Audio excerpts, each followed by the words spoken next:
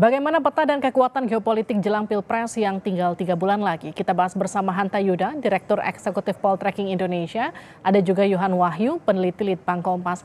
Mas Yohan, Mas Hanta, selamat malam. Selamat malam, Selamat Livi. malam, Livi, Mas Saya ke Hanta. Mas Hanta dulu ya. Mas Hanta, Ya. Jawa itu kan selalu dianggap jadi kunci. Ibaratnya memenangkan Jawa sama saja memenangkan pemilu. Jadi kalau kita lihat peta kekuatan masing-masing dari Capres, Cawapres ini kira-kira wilayah mana yang sudah mereka kunci? Ya, memang pertama Jawanya dulu ya. Memang kenapa Jawa ini menjadi penting, kalau bisa dikatakan bahkan kunci, satu karena alasan geografis, pemilihnya paling banyak di sana. Pemilihnya 54-55% ada di Pulau Jawa. 3 provinsi di Pulau Jawa itu, Livi, itu pemilihnya 47%. Karena itulah kenapa disebutkan menjadi sangat penting, sangat menentukan dari sisi provinsi. Apalagi Pulau Jawa, lebih dari separuh pemilih Indonesia berada di Pulau Jawa. Yang kedua, Jawa secara etnis, secara demografis. Yang suku Jawa itu tidak hanya di Pulau Jawa, tapi di luar Jawa, di Sumatera yang akan kita bahas salah satunya juga etnis Jawa juga banyak. Jadi suku terbesar di Indonesia juga Jawa, lebih dari 40% yang terrepresentasikan adalah suku Jawa. Lalu Sunda yang juga berada di Pulau Jawa, di Jawa Barat dan Banten sebagian besar. Itu kisaran 13-15%. Itulah sebabnya disebutkan menjadi penting siapa yang bisa menguasai 2 di antara 3 Pulau Jawa menang, biasanya pemenang dalam Pilpres. Pengalaman sebelumnya Pak Jokowi, Pak SBY itu selalu begitu. Nah, kalau saya ingin menjawab pertanyaan Divi tadi, ya memang kalau dari sisi Jawa Tengah per hari ini masih tinggi Mas Ganjar. Meskipun ada tren pergeseran setelah Prabowo mengambil wakilnya Gibran, Mas Gibran. Nah, di situ ada pergeseran, memang ada penguatan di pasang Prabowo Gibran, tapi tetap unggul Ganjar di sana. Kalau di Jawa Timur memang ini sangat Jawa Barat dulu ya mungkin untuk membanding. Dulu itu ada basisnya Prabowo. Nah, tetap Prabowo masih unggul di sana, tapi ada juga pergeseran migrasi pemilih sama dengan Jawa Tengah. Ini pergeserannya sebaliknya. Kalau di Jawa Tengah Prabowo bertambah, di Jawa Barat itu sebaliknya, ada tren sedikit penurunan bergeser ke pemilih Anies Baswedan. Itu yang di Jawa Barat. Sehingga di Jawa Timur, nah ini yang daerah pertarungan, Prabowo dan Ganjar relatif masih sama-sama kuat, sehingga dari 3 provinsi ini sebenarnya belum ada satupun kandidat pasangan yang bisa mengunci kemenangan secara mutlak. Atau kata lain, saya memprediksi sulit bagi pasangan di Pilpres 2024 untuk mendapatkan kemenangan yang lebih dominan mutlak seperti pemilu 2019 yang lalu. Kenapa? Karena selain karena tripolar, bukan bipolar, kandidatnya banyak. Yang kedua, seperti saya katakan tadi, ada pola pergeseran pemilih. Kalau di Jawa Tengah kita ingat, Pak Jokowi kan 77,2%. Di Jawa Barat Pak Prabowo sampai 60%. Di Jawa Timur Pak Jokowi sampai 67%. Kemenangannya tebal. Nah, sepertinya saya melihat sulit bagi kandidat ini untuk mendapatkan perolehan sampai 60%. Sehingga Jawa menurut saya relatif menjadi kunci kemenangan karena faktor itu tadi lebih mudah juga melakukan proses. Dia lebih homogen tanda petik ya, secara suku, kemudian juga pemilihnya secara geografis pendekatan lebih cepat ketimbang Sumatera. Nah, sedikit kita bandingkan dengan Pulau Sumatera. Sumatera itu butuh energi bagi para kandidat. Pertama, bentangan wilayah geografisnya kan sangat luas, beda dengan Jawa. Dan itu butuh energi politik dan biaya politik yang tinggi. Yang kedua, secara etnis lebih heterogen ketimbang Jawa. Di sana ada suku Melayu, ada Batak, ada Minangkabau, termasuk Jawa juga kuat di sana. Sehingga saya kira perlu energi politik yang relatif lebih kuat. Tapi kalau ditanya pengaruh Sumatera, lumayan. Setelah Jawa, Sumatera yang bisa menguasai Jawa dan Sumatera, dia akan jadi pemenang karena 3/4 pemilih Indonesia itu berada di Pulau Sumatera dan Pulau Jawa. Jawa itu proporsi DPT-nya 21-22%, Livi. Jadi itu saya kira gambaran secara elektoral. Mas Yohan, inikah kemudian jadi alasan safari ke Sumatera juga belakangan jadi makin gencar karena pengaruh Sumatera itu kalau tadi Mas Hanta katakan bisa 21-22% dari sisi elektoral. Jadi mereka merasa bahwa kontestan itu merasa bahwa suara di Pulau Sumatera itu juga sama berpengaruhnya dengan di Pulau Jawa. Itu kenapa kemudian belakangan mereka banyak melakukan aktivitas di sana?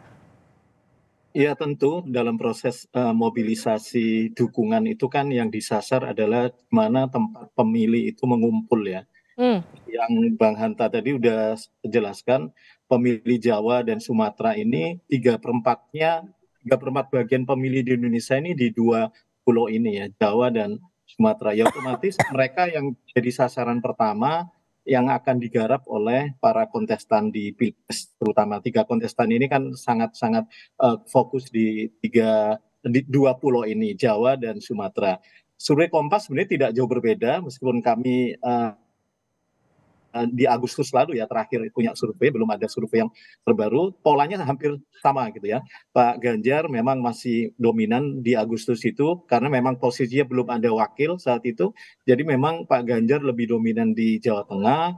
Kemudian pada saat Agustus sih Pak Prabowo juga dominan di Jawa Barat, sementara Jawa Timur ini memang belum ada pasangan calon atau sosok capres yang begitu dominan.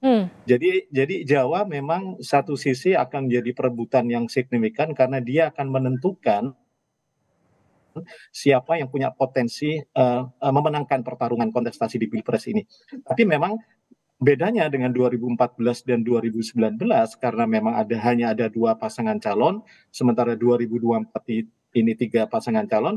Ini yang bikin pertarungan lebih ketat, Livi. Ya terutama kalau kita lihat Pak Prabowo dengan mengambil Pak Gibran atau Mas Gibran sebagai representasi Jawa Tengah, di sisi yang lain juga ada upaya untuk kemudian ibaratnya melawan ya dalam tanda kutip dominasi Pak Ganjar di Jawa Tengah. Butuh seseorang yang bisa sedikit banyak mengimbangi Pak Ganjar di Jawa Tengah karena ceruk Jawa Tengah juga besar. Sementara di sisi yang lain Jawa Timur itu tentu setelah Pak Anies menggandeng Gus Muhaimin dan Pak Ganjar kita tahu menggandeng Pak Mahfud MD, di situ jadi pertarungan 2 sosok Jawa Timur itu. Nah, memang ini di sisi yang lain memang yang menarik justru di Sumatera nanti ya. Kalau kita lihat ke 6 sosok pasangan capres dan cawapres ini kan tidak ada yang dari luar Jawa. Tapi kita tahu misalnya kunjungan Mas Gibran terakhir ke Sumatera Utara ya, itu kan di sisi lain juga ada Bobi Nasution yang notabene saudara ipar dan kemudian sudah menyatakan terus terang declare mendukung Pak Prabowo dan Mas Gibran. Di sisi yang lain itu menjadi ceruk juga alat untuk kemudian masuk ke segmen-segmen pemilih di Sumatera. Jadi ada kedekatan-kedekatan yang coba dibangun agar kemudian bisa menarik perhatian pemilih di wilayah Sumatera yang kita tahu Sumatera adalah wilayah lumbung suara kedua setelah Jawa gitu. Mas Hanta, tapi kan kalau kita bicara soal Indonesia, pemilu itu kan nggak cuma Jawa dan Sumatera, ada Kalimantan, ada Sulawesi, ada Maluku, Papua. Mungkin memang lumbung suaranya tidak sebesar di Jawa dan juga Sumatera, tapi bagaimana kemudian harusnya suara-suara ini juga ikut diperhitungkan ketika kemudian mereka supaya tidak dianggap sebagai anak tiri atau anak yang tak dianggap karena suaranya memang nggak sebesar di Jawa dan juga Sumatera begitu. Jadi sebenarnya kalau di total nih Kalimantan, Sulawesi, Maluku, Papua itu seberapa besar sih suaranya kalau dibandingkan sama Sumatera dan Jawa? Di luar Sumatera dan Jawa, 1/4-nya pemilih berada di luar Sumatera dan Jawa. Jadi pulau yang sangat luas itu ada sebaran pemilih dan kewilayahan itu berbanding terbalik lebih. Jadi luasnya wilayah Indonesia sangat luas ya. Pulau Kalimantan itu pulau terbesar, lalu Papua, kemudian pulau yang Sumatera. Nah, kita perhatikan jangkauannya itu kan sangat luas sekali satu sisi. Sementara pemilih hanya 1/4 berada di sana. Saya lihat dari sisi elektoral dulu. Nah, ini yang membuat mungkin dianggap kurang seksi. Tapi dari sisi kalau misalnya peta kompetisinya sangat kompetitif, maka wilayah manapun menjadi penting. Papua menjadi penting, kemenangan di Sulawesi menjadi penting, karena kalau selisihnya ternyata kurang dari 3%, maka semua daerah tidak ada yang menjadi tidak penting, semuanya menjadi penting. Ini dari sisi elektoral. Tapi dari sisi fokus para kandidat, saya setuju tadi poin dari Vivi tadi bahwa semuanya harusnya menjadikan ya harus Indonesia sentris lah, tidak boleh hanya kalau istilahnya Pak Jokowi begitu kan membangun semuanya tidak hanya di Pulau Jawa dan seterusnya. Nah, tapi kalau bicara realistis pendekatan para kandidat, kita perhatikan memang sangat fokus di daerah-daerah yang saya katakan tadi. Coba kita bandingkan saja. Satu provinsi namanya Jawa Barat. Daerahnya 27 kabupaten kota. Dan itu bisa dijangkau dalam 2-3 hari sudah selesai, bisa keliling itu Mas Yohan, ya kita keliling ke Jawa Barat. Dan itu pemilihnya 17% lebih kurang, 17,6% persisnya lebih kurang.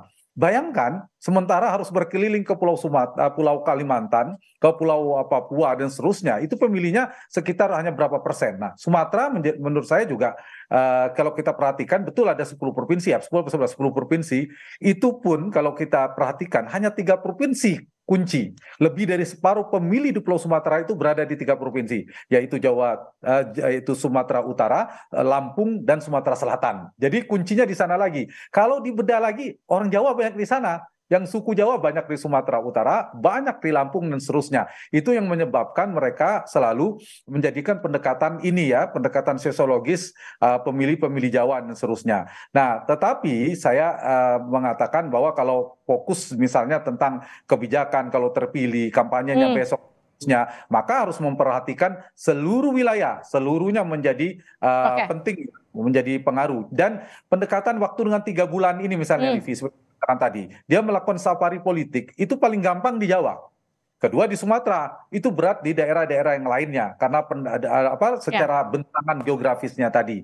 Tapi apapun saya katakan tadi, kalau ternyata selisih atau marginnya tidak terlalu jauh, apalagi rebutan akan masuk putaran kedua, maka tidak hanya Jawa, bahkan tidak hanya Sumatera, tapi Kalimantan penting, Maluku penting, Papua juga penting, karena selisih itu menentukan siapa yang akan masuk di putaran kedua.